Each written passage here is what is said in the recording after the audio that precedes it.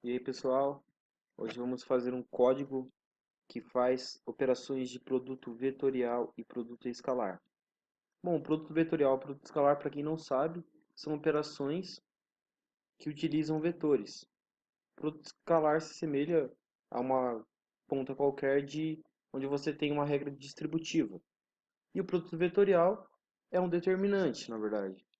Então, são operações bem simples que são utilizadas em geometria analítica para saber se os vetores são colineares, se eles são paralelos, etc.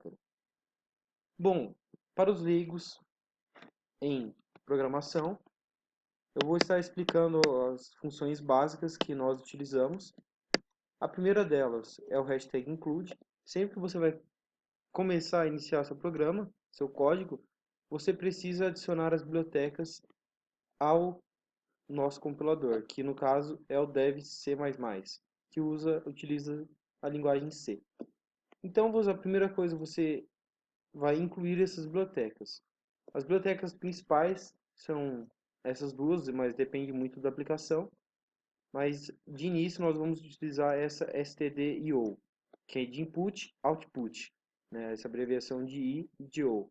E a biblioteca lib, que é para caracteres e etc.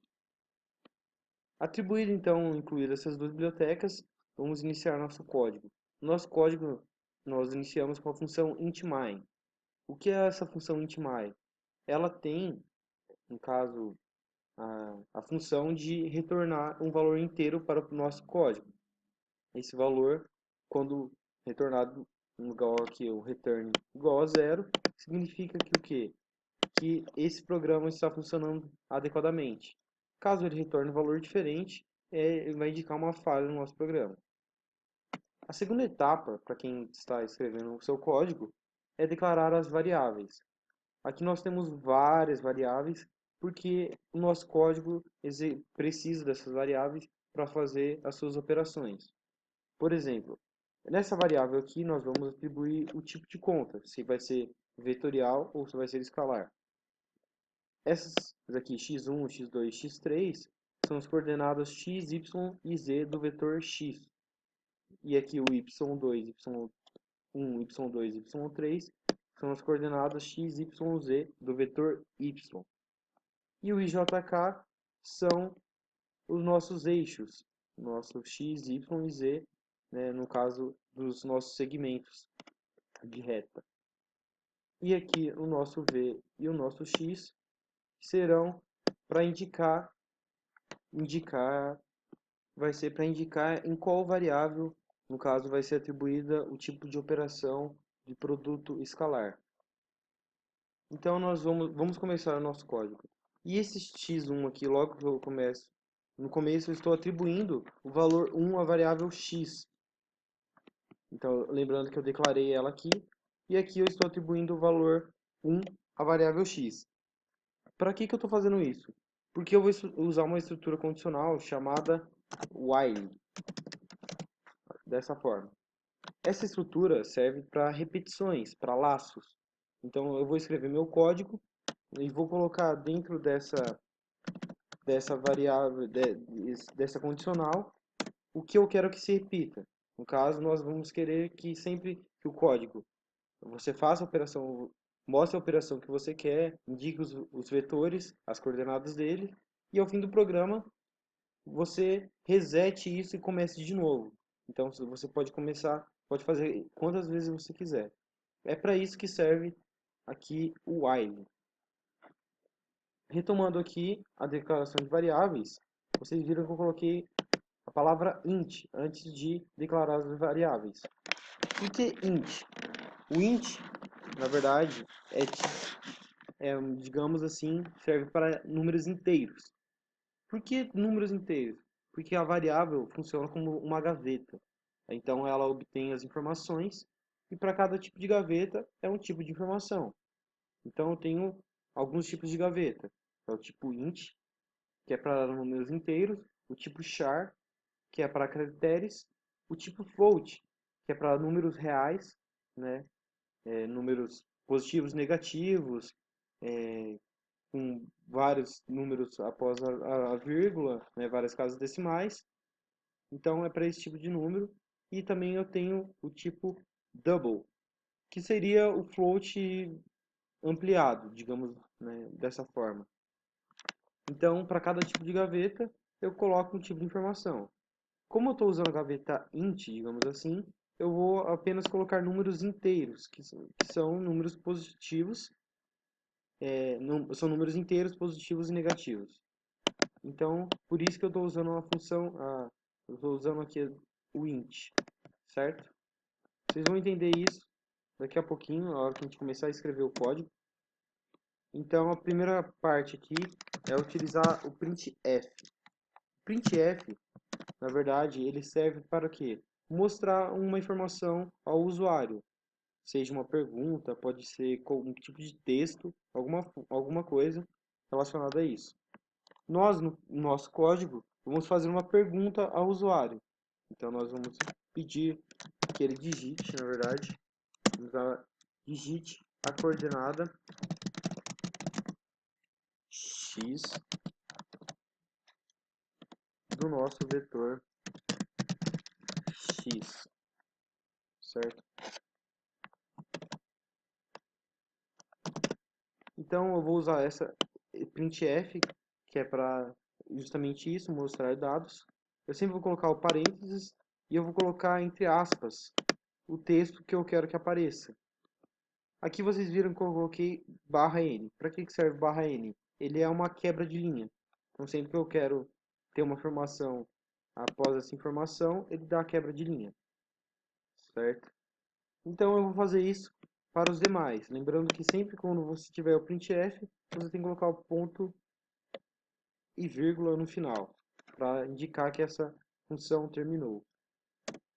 Então eu vou fazer isso para os demais. Porém, quando eu estou mostrando uma informação, eu estou pedindo essa informação. Eu não estou pedindo digite. Então o usuário vai me retornar uma informação em forma de número. Essa informação tem que ser lida para que o programa possa armazená-la na variável. Por isso que eu estou usando a variável tipo int. Porque eu vou usar apenas, eu estou pedindo ao usuário apenas números inteiros. E como que eu faço para ler essa informação? Eu uso o scanf. Da mesma forma, eu vou colocar entre aspas aqui o que? O tipo de variável, o tipo de informação que eu estou recebendo. Então eu declarei que as minhas variáveis receberão números inteiros. Então, qual eu estou lendo o quê? Números inteiros. Então, eu vou usar o %d. O %d corresponde a números inteiros. Então, sempre que eu tiver o %d, eu estou falando de números inteiros. Se eu estivesse falando de números reais, né, no caso não seria int aqui, seria float, eu usaria %f. Para caracteres, eu estaria usando char aqui, e aqui eu estaria usando %c. Após isso, eu vou indicar em qual variável vai ser armazenada essa primeira informação. No caso, ela corresponde à coordenada x do meu x1. Por isso, eu vou colocar aqui o meu x1 que está recebendo essa primeira coordenada. Então, vocês estão vendo aí que eu dei um Ctrl+C e um Ctrl+V, porque eu vou utilizar o mesmo tipo de informação. Vou pedir ao usuário, no caso, a coordenada em x e y e vou fazer tudo isso de novo para o vetor y e vetor x. Então, só dei um Ctrl+C e um Ctrl+V aqui e mudei as variáveis que vão ser atribuídas. O segundo passo do nosso programa é o que? É a leitura de informação do tipo de conta a ser realizado.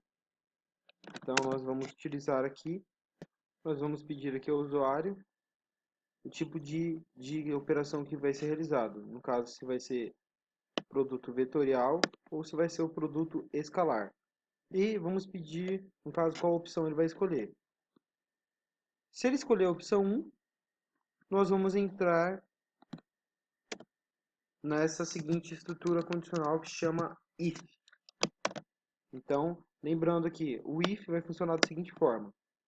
Se aqui o meu n for igual a 1, Então, eu estou atribuindo a minha variável n o tipo de conta. Se for 1, ele vai executar tal coisa, certo? Se for senão, ele vai executar outro tipo de conta. Só para vocês entenderem como funciona essa estrutura aqui. Então é o seguinte, eu vou fazer essa pergunta, né, no caso, qual a opção que ele vai escolher. Se for do tipo 1, ele vai fazer o produto vetorial. Se for do tipo 2, ele vai fazer o produto escalar.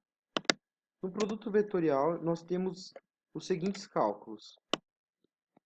Aqui, no caso, nós vamos atribuir ao i, ao j e o k as seguintes operações. Para quem não sabe como é realizado o produto vetorial, é da seguinte forma. Nós temos aqui os dois vetores a e b, no caso nós chamamos eles de x e y, e eu vou calcular o determinante. Então vou usar o i, o j e o k. Lembrando, determinante, né, é a diagonal principal menos a diagonal secundária. E nós, aí vai de acordo com cada um. Nós utilizamos a regra de Sarros. Então, por isso que vocês podem ver que cada variável, né, no caso aí, vai funcionar da seguinte maneira. Onde x, né, no caso, x2 que seria o y multiplica o z, né, o y do x multiplica o z do y, menos a coordenada z vezes a coordenada y de ambos os vetores. E da mesma forma funciona para esses vetores. Esse igual aqui não é igual de o nosso igual comum.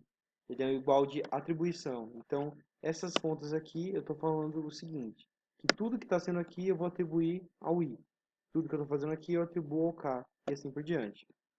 Então, lembrando aqui, e se, né, se ele for igual a 1, ele vai fazer o produto vetorial, e se a soma desses três componentes aqui for igual a zero, esse e comercial significa a função e mesmo. Então, você coloca dois e comerciais, e eu estou dizendo que se isso acontecer e isso acontecer, no caso dessas duas condições, eu vou printar a seguinte informação: os vetores são colineares e um deles é nulo. Então, lembrando, só para retomando aqui, então se i mais j mais k for igual a zero e a coordenada em x, y e z for igual a zero, ou a coordenada do vetor y em x, y e z for zero, um deles é nulo, certo? Se não, né, se só a soma deles for igual a zero e os vetor e isso não acontecer, eles são colineares. Se não, ele é ortogonal, o vetor é ortogonal ao i v. E aqui nós tem uma explicação por que eu coloco esse %d, %d, %d. Porque é como se eu estivesse alocando esse espaço. Então, esse espaço eu vou chamar essas variáveis aqui. E a informação que tiver contida nelas vai entrar nesse espaço aqui. Vocês vão poder ver a hora que tiver compilado. Certo? Então, nós vamos para a segunda parte, que era o produto vetorial. Agora vamos para a parte do produto escalar. Então, aqui na parte de produto escalar, eu já vou atribuir essa operação aqui, né, que é a operação normal distributiva, ao vetor v, né, ao vetor não, à variável v. E se o v for igual a zero, os vetores são ortogonais, o produto entre eles é o produto que vai ser atribuído aqui. Por isso, então, novamente, eu vou chamar, vou alocar esse espaço aqui, %d.